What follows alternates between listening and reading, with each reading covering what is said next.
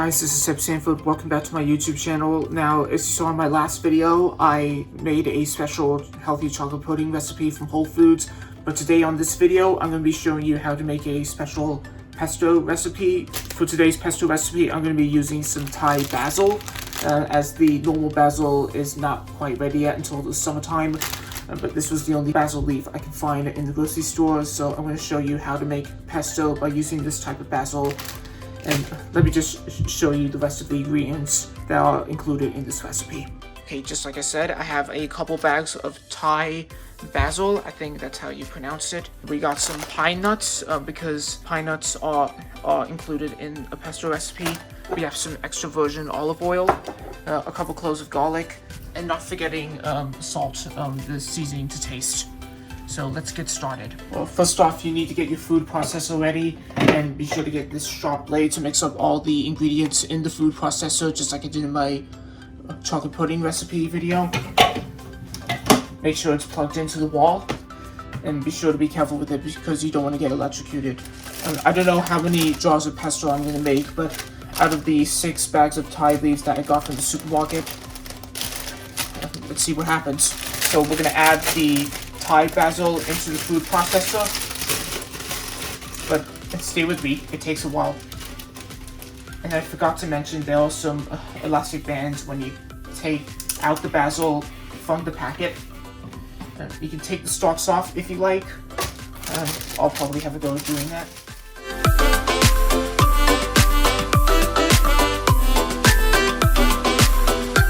Let me have a smell of that. Oh my god.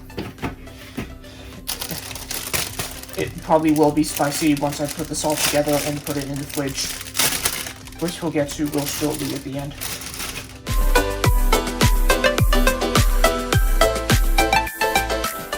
Okay, we're down to the last bag. Yeah, I think that's enough to cover the whole processing in the food processor, I don't know. I'll be sure to put the bags in the recycling later on. And now for the pine nuts. Be sure to get yourself a whole pack of pine kernels, pine nuts if you like to call them. Open the bag up real carefully with your fingers. If you can't open it properly, then you're more than likely to use a pair of scissors. Be careful with them, by the way. And it goes. I think that will be enough to cover all of the flavor in the pesto. And now we have 3 garlic cloves, but if it's not spicy enough in your pesto, you're more than likely to add 1 more. You got a clove of garlic and you spank it with your hand like this. I learned this from Jamie Oliver in one of his cooking shows. Just like that. And you can peel the skin off like this. Just like this. The same goes for the other 2 cloves. Clove on your hand, spank together with the other, like this, and peel the skin off. Okay, that's the garlic, pine nuts, and Thai basil sorted out. And now we need to add in the salt. That's the seasoning to taste. This is all I'm going to go for with the salt today. I don't want to add too much because you probably know what happens to salt if you take too much of it. And now we'll go with the extra virgin olive oil. That will be enough oil for now. And then let's start mixing up these ingredients here. It's going to get loud, so I'm going to have to change camera lenses for this. Here we go.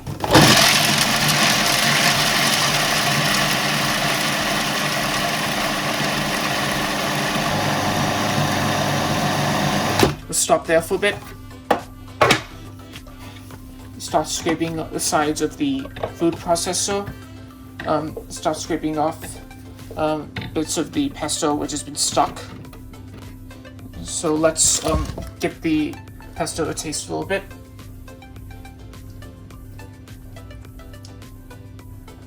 Taste it a little bit and think about it for a bit. If it needs a little bit more olive oil, which it just about does,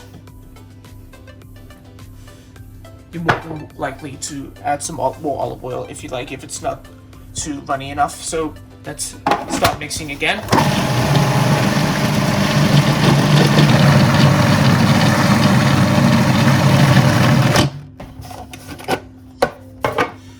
look. Okay, I already took the blade out of the food processor because I don't want to get any cuts on my fingers.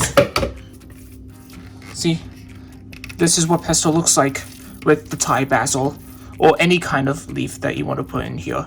You can make some normal basil pesto, wild garlic pesto. I don't think we have any wild garlic around these parts in the middle of nowhere land. But let's try to put this in a jar to keep this whole pesto recipe safe. I'm going to go for this jar.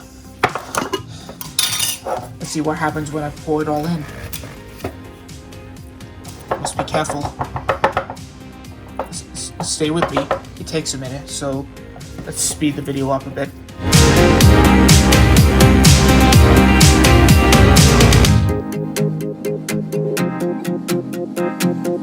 It's okay if you make a mess.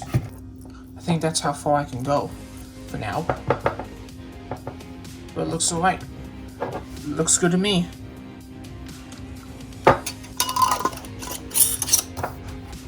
Okay, so now that we got the jar of pesto out of the way and sorted, now is the last bit. With the pesto, you can add it to your pasta dish, or only half a portion of pasta and pesto, because you don't want to go crazy on a full portion of pasta that you just boiled from the kettle or on the stove. Only have half a portion of your pasta to go with your pesto, or you could put the pesto on a piece of toast or two, like for example here, this low-carb bread. But today I'm going to use it on this seed cracker recipe that I've done during quarantine. So let's give this a taste and see what happens. Okay, now for the moment of truth. Thai basil pesto on a seed cracker.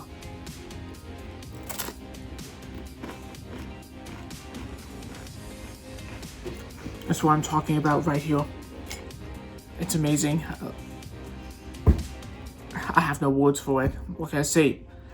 Pesto is one of my favorite pasta sauces ever. What can I say? Jamie Oliver, this is for you. And to all the Jamie Oliver fans out there, I give this pesto recipe a try.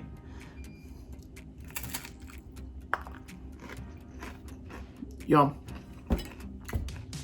And I think that wraps up today's video. Thank you guys so much for watching. I hope you guys have a go at trying out this special pesto recipe. You're more than welcome to use wild garlic in your area, or probably normal basil pesto, or probably Thai basil pesto if you go to your local supermarket or shopping center, whatever.